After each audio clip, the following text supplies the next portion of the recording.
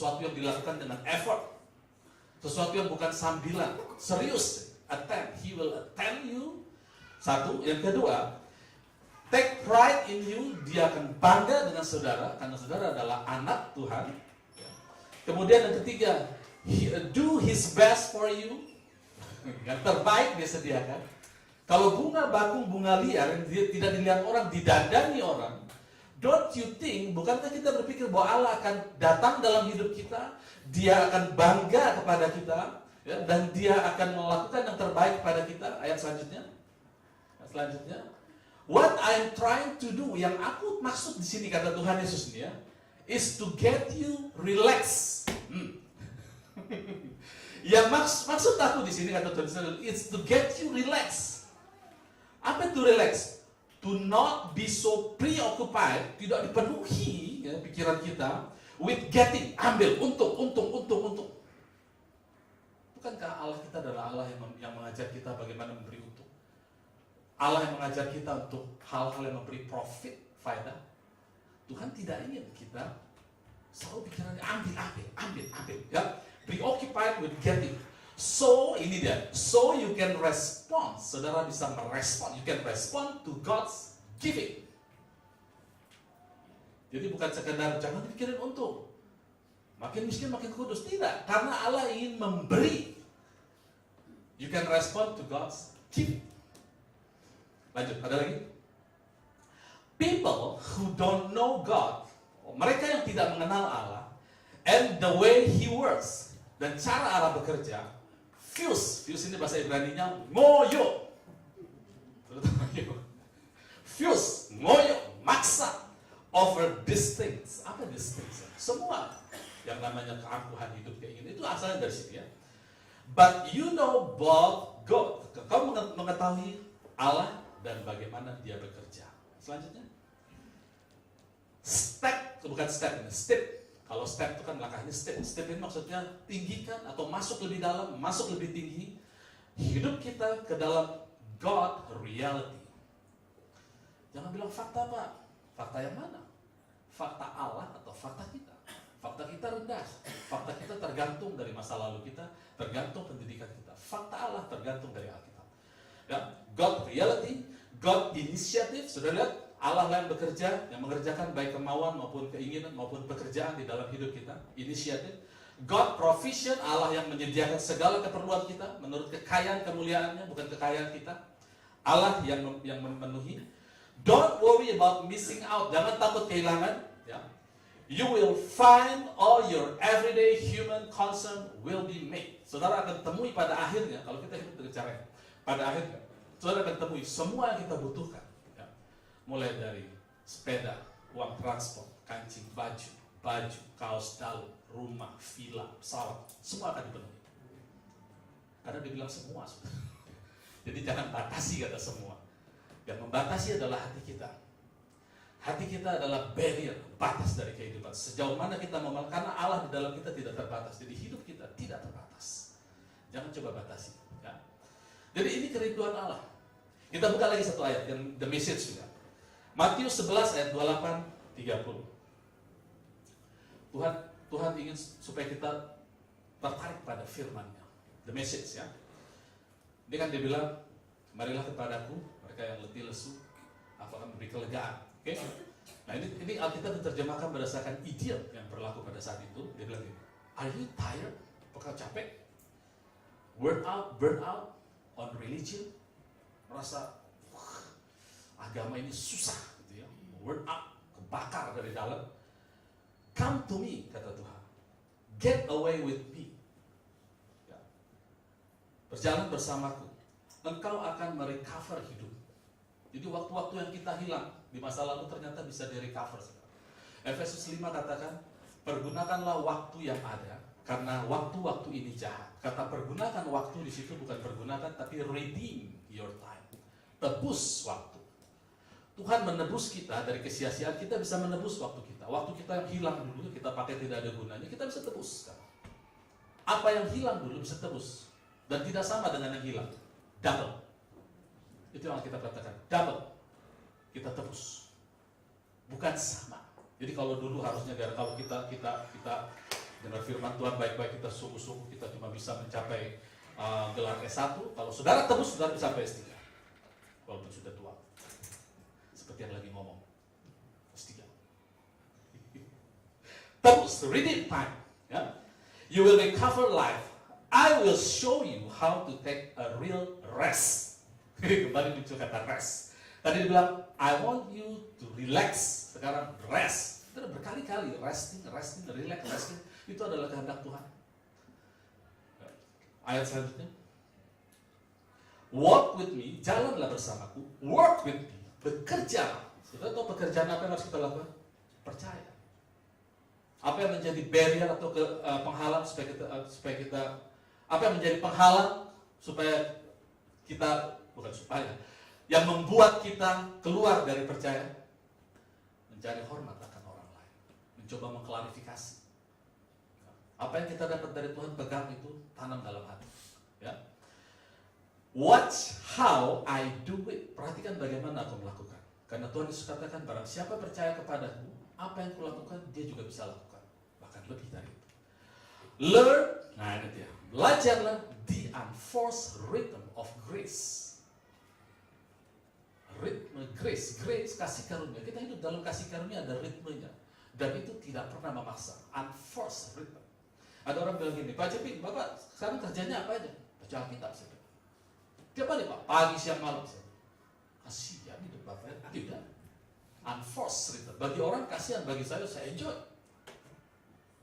Pak Freddy, sama itu. Saya tanya, gimana khotbahnya? Aku dengerin terus. Orang pengacara lain lihat dia bilang, kasihan ya pengacara bukan baca kitab hukum, dengerin khotbah. Unforced rhythm. Bagi orang kasihan ya anak-anak Tuhan. Kerjanya baca firman Tuhan. Tapi justru dari situ saudara kehidupan kita keluar. Itu disebut unforced. Kita tidak dipaksa. Tidak dipaksa. Tidak dipaksa untuk, kenapa jadi saya ngomong paksa ya? Saking sungguh, tidak dipaksa untuk baca firman. Unforced rhythm of grace. Lanjut. I won't lay anything heavy. Aku tidak akan menaruh sesuatu apapun yang memberatkan kamu. Or ill-fitting on you. Yang membuat kita sakit, terbeban. Lanjut. Keep company with me. Tetaplah bersamaku. And you will learn to live freely and lightly. Ya. Berilah hati Tuhan. Itu sebabnya batu-batu itu, kritikal itu singkirkan. Nah sekarang lanjut ke tanah yang berikutnya. Tanah yang berikutnya ini adalah tanah yang berduri, bersemak duri. Markus 4 ayat 17.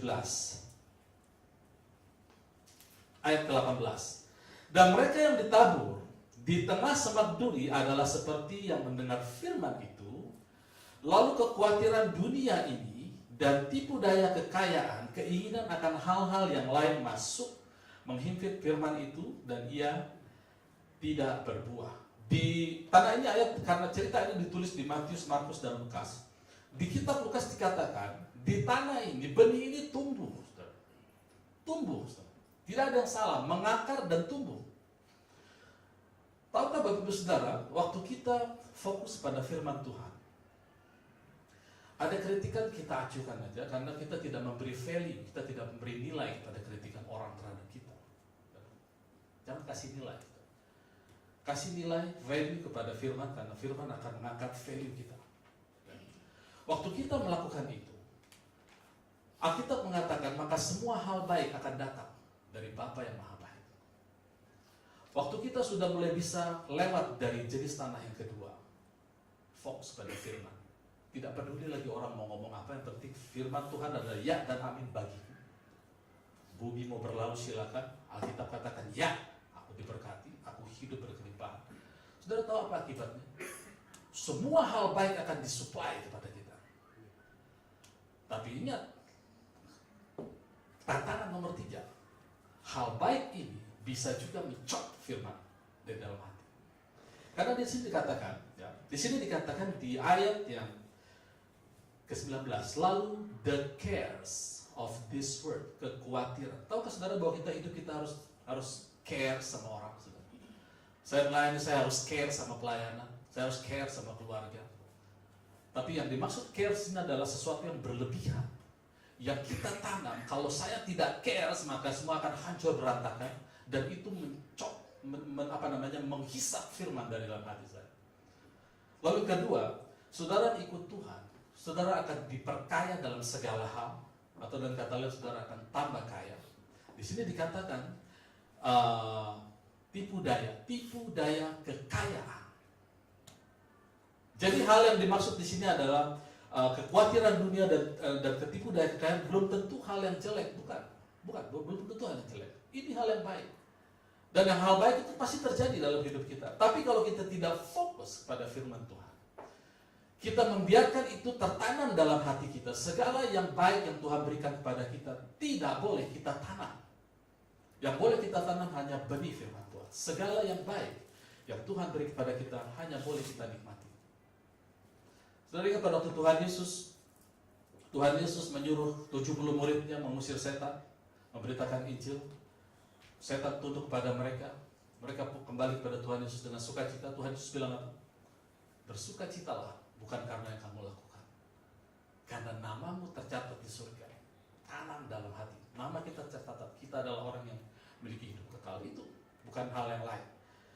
Jadi saudara, yang dimaksud di sini bukan Tuhan Yesus tidak ingin kita hidup berkelimpahan, tidak.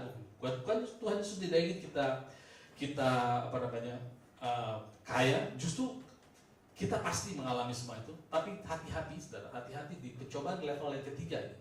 Ini cukup tipis, saudara. Banyak orang yang ingin spend waktunya di dalam kasih karunia dengan dagingnya tanpa rohnya diaktifkan. Saya pernah bikin statement di sini. Jangan biarkan lifestyle kita menikmati berkat Tuhan di alam kasih karunia sendirian tanpa roh kita aktif. Jangan. Lagi. Jangan biarkan lifestyle kita menikmati kasih karunia sendirian tanpa roh. Karena dosa akan muncul di situ. Itu sebabnya Alkitab mengatakan Roma 8 ayat 13, oleh roh kamu mematikan perbuatan daging. Karena daging ini keenakan, saudara. Gimana gak enak? Disuplai oleh Tuhan, nyaman, ya. Bicara kemana-mana, panggang bidura, kesini rica-rica. Akhirnya kolesterol, flashnya tumbuh, stroke. Ya. Diundang bicara sini, mau, sana mau. Hati-hati, saudara. Saya mulai mengalami itu. Pak bicara di sini, Pak ngajar di sini. No, fokus saya adalah pekerjaan saya adalah berhubungan dengan hidupnya di GKB Kasih Karunia, jemaat GKB Kasih Karunia. Saya harus deliver hidup saya dalam apa tugasnya berat. Tapi sekali lagi, unforced rhythm of grace. Tugas kami adalah mendeliver hidup Kristus kepada kita semua, termasuk saya yang bicara. Jadi tidak mudah mengambil waktu untuk rileks bersama Tuhan. Jangan biarkan lifestyle kita menikmati kasih karunia sendirian tanpa roh, tapi biarkanlah lifestyle kita menikmati firman Tuhan, diajak oleh roh, supaya tidak sempat yang namanya akar yang lain tuh bikin mengakar di dalam hati kita. Karena itu berhubungan dengan kepahitan sebenarnya. Makanya dibilang jangan kau menjauhkan diri dari pertemuan ibadah. Ya. Terus dibilang hendaklah perkataan kita harus penuh kasih. Supaya kita penanam yang baik. Dan gereja Tuhan adalah seperti mesin cuci. Ya. Kumpul kita semua dari berbagai suku, berbagai karakter, ya. Dan target Tuhan adalah membasuh kita semua, membuat kita semua mengalami kasih karunia. Itu sebabnya Allah kita namanya adalah Allah sumber kasih karunia, duduk di tahta kasih karunia, memiliki perkataan kasih karunia. Nah, Tuhan ingin kita semua juga seperti itu, perkataan kasih karunia, berbicara dan kasih karunia, supaya tanaman yang tidak dari Allah, kepahitan, kegeraman, iri hati, dengki itu, waktu kita tanam firman Tuhan itu keluar, tapi keluarnya biar keluar pelan-pelan, jangan diucapkan, saudara. Karena kalau kita ucapkan begitu, benihnya nyebar ke yang lain, tumbuh lagi di saudara kita yang lain. Ya, itu sebab Tuhan katakan, hendaklah perkataanmu penuh kasih supaya mendengar penuh kasih karunia, bukan penuh kedengkian. Kita pernah lihat begini. Karena perhatian begini terjadi di mana-mana ya. Waktu kita ada seorang didatangi orang lain, orang ini bicara, sangat sebel sama orang itu. Kenapa dia begini-begini? Kenapa dia begini-begini? Lalu dia dengar, dia bilang, iya ya, Saya juga sebel. Padahal orang ini belum lihat orang itu, mungkin tidak kenal. Tapi tiba-tiba dia ikut marah, dia ikut benci. Betul kan? Ya, kita baca media tuh. Kalau kita mendengar kritikan media tentang seorang tokoh, ya, seorang tokoh tahta presiden atau para menteri, kadang-kadang kita ikut, iya, kenapa sih begitu? Wakil rakyat kok begitu? Kita ikut benci. Padahal kenal juga enggak, ya, bergaul juga enggak, kita ikut benci. Mengapa? Karena ada benih yang ditanam dan tanpa sadar kita izinkan benih itu masuk ke dalam, dan itu bertumbuh. Nanti kalau kita bicara lagi, iya tuh saya baru baca koran tuh, ini begini, ini orang ini begini, kita tanam lagi ke orang lain, orang itu terima lagi, tumbuh, jaya, subur. Nah ini yang disebut tumbuh sama-sama. Kita bertumbuh dalam kasih karunia, tapi benih ini kita biarkan tumbuh. Ini yang bahaya. Ya, jangan dibiarkan. Ya, biarlah fokus kita hanya kepada Tuhan. Ya. Kemudian yang keempat, yang terakhir. Ya, yang keempat,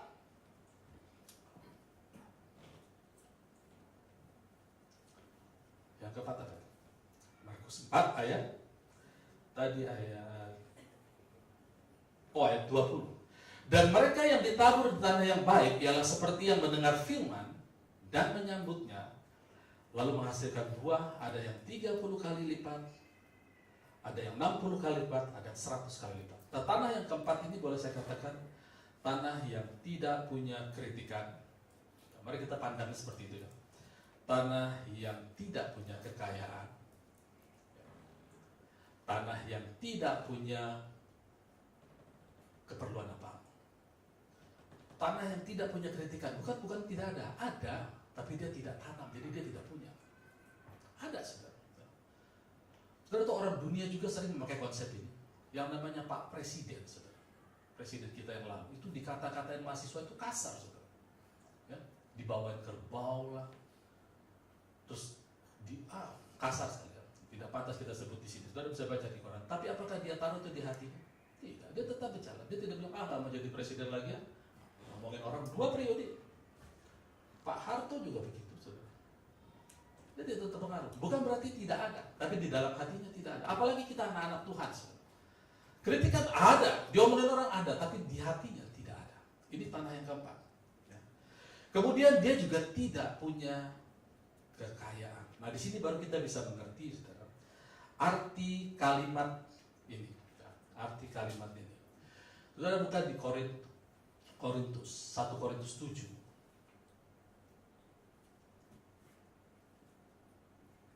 Ayat 29 sampai 31. Kita mengerti konsep ini baru kita bisa membaca 1 Korintus 7 ayat 29 sampai 31 dengan tidak salah pengertian, saudara.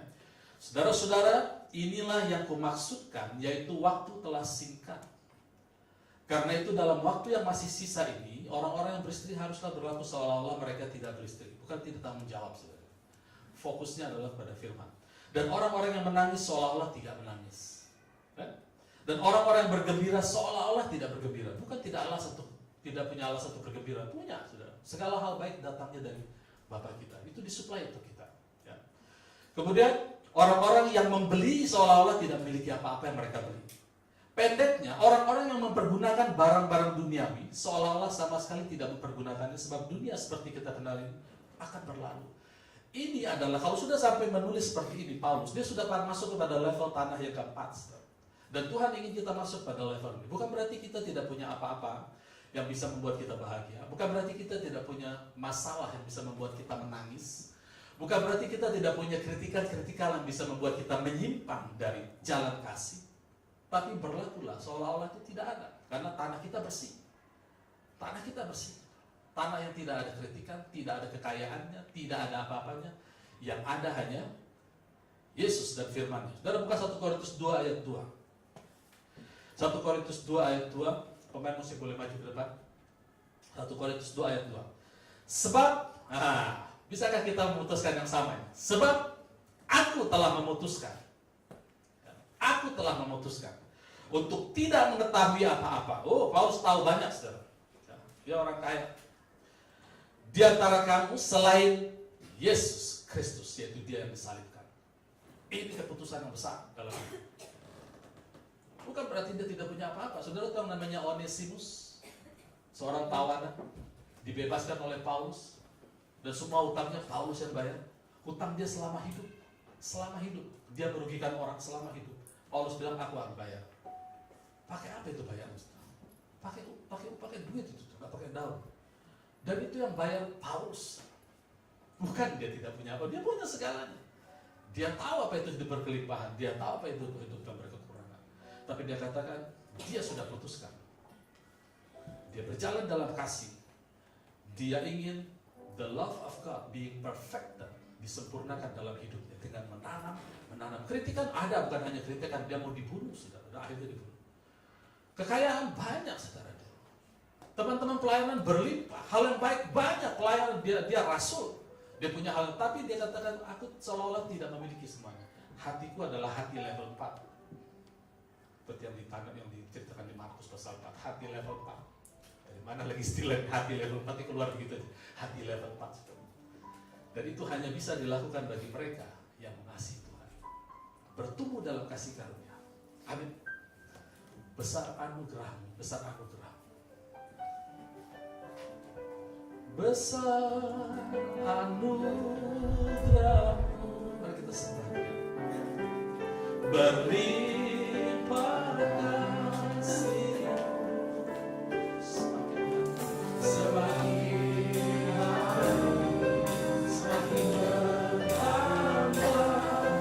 bertambah. Besar anugerahmu, besar anugerahmu, besar.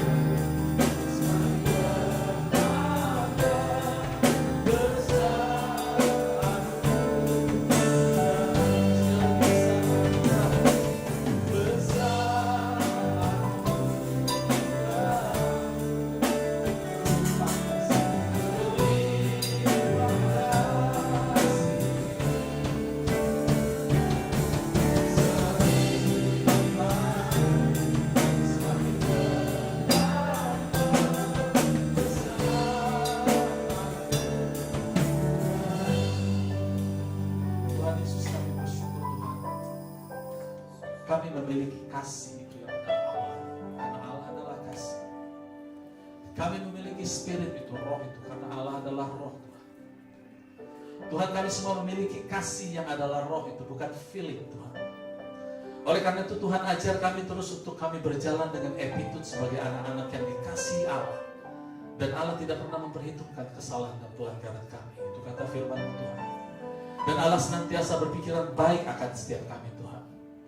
Tuhan, ajar kami, Tuhan, untuk bertumbuh dari tanah yang tadinya tidak mengerti firman Tuhan, menjadi tanah yang full hanya oleh firman Tuhan, dan tanah yang disuplai segala yang baik dari Tuhan.